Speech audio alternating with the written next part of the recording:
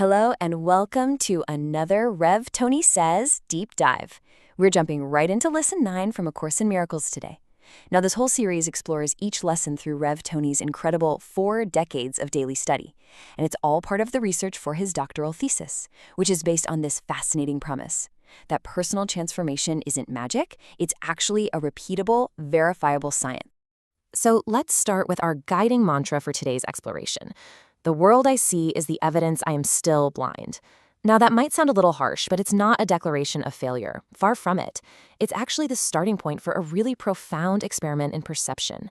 This is the key that unlocks what the Course calls true vision. So glad you're here. We are about to dive deep, and I mean deep, into the metaphysics of this lesson, all guided by Rev Tony's decades of incredible research.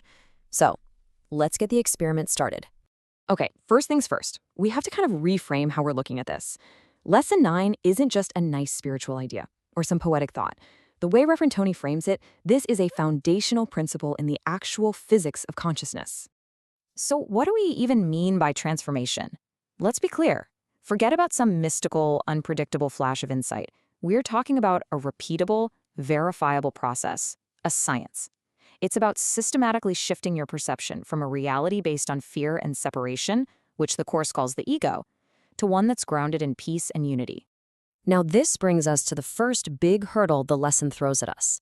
And it's a big one.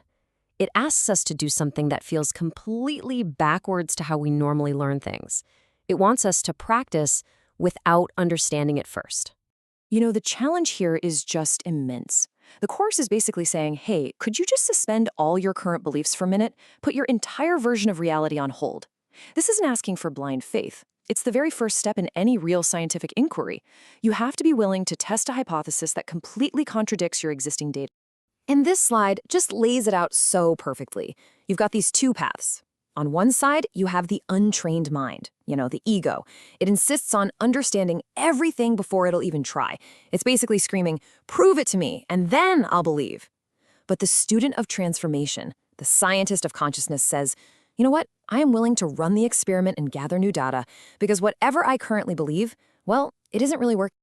And that, right there, is the entire key. This willingness to just say, I don't know, is what unlocks the door. It's the humility you need to discover something radically new. The crucial point here is you have to be willing to be wrong about every single thing you think you see. So how in the world does this work? Let's get into the ACIM metaphysics that explains why our perception is so flawed to begin with. Okay, the core mechanism here is called projection. The Course teaches that the world you experience isn't some objective reality that you're just passively observing. No, it's more like a giant movie screen, and you are projecting the contents of your own mind onto it. All your fears, your guilt, your judgments, your beliefs. This is honestly one of the most fundamental ideas in the entire Course. Your perception isn't passive. It is an active act of creation. The world is a perfect mirror, showing you the state of your own mind. So if you look out and see a world of conflict and chaos, it's because there's conflict and chaos inside. And this is where it gets so incredibly empowering. Because if the world is happening from you, then you're no longer a victim of your circumstances. You're at the cause. See, you can't change the mirror, but you can absolutely change the face you're making in it. Change that inner condition, and the outer picture has to change. Okay. I know, that's the metaphysics, and it might sound a little out there. But what's so fascinating is how modern physics is starting to describe the very same reality, just from a totally different angle. This is the question that really shifts everything. Is this stuff just a matter of faith, or are we actually describing the mechanics of reality? What we're finding is that this ancient wisdom and cutting-edge science are starting to point in the exact same direction.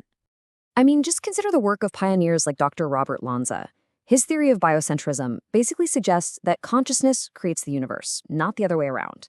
And then you have Dr. Sean Higgins, who describes the human body as this incredibly sophisticated communication device, totally capable of perceiving realities way beyond our 5 senses. Both of these ideas point to the fact that our internal state has a profound, direct effect on the reality we experience. And in the book, Jesus, My Autobiography, this idea is stated so clearly. It's a call to blend the truth of spiritual teachings with science, to really see that what you believe, what you hold in your consciousness, That's the cause. The physical world, that's the effect.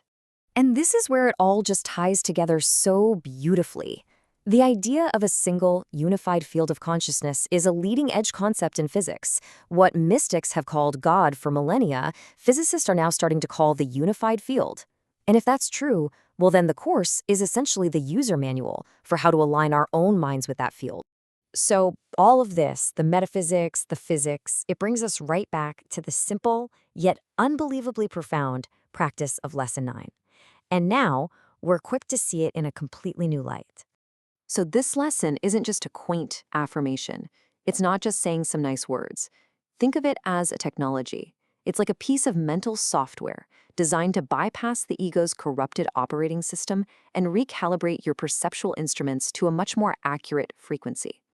And this technology is super simple to use. You just look at anything around you, your phone, a desk, another person, and you apply the idea, I do not see this phone as it is now. And you do this without any judgment, without any preference. You are simply running the diagnostic. You're acknowledging that the data coming from your senses is filtered through your past, through all your beliefs, and it is not the truth of this present moment. All right, so as we start to wrap up this explainer, just remember, the practice is only the beginning. It's the first turn of the key that starts this incredible process of unwinding a lifetime of misperception. And we land right back where we started. But can you see this quote differently now?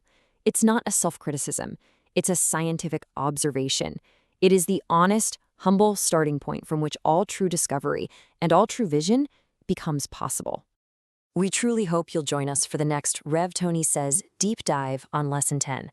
The journey just keeps getting deeper, and in the meantime, remember to keep your radio dials tuned to thecourse.ai. That's your central hub for everything.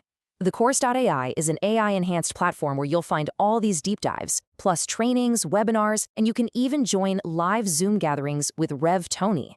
We'd love for you to become part of this dynamic course community. And we'll leave you with this final, powerful thought from Rev Tony. There will always be more deep dives because the truth is one, but the ways to express the one are infinite. You should know, you are one of the specifically unique expressions. Thank you so much for joining us.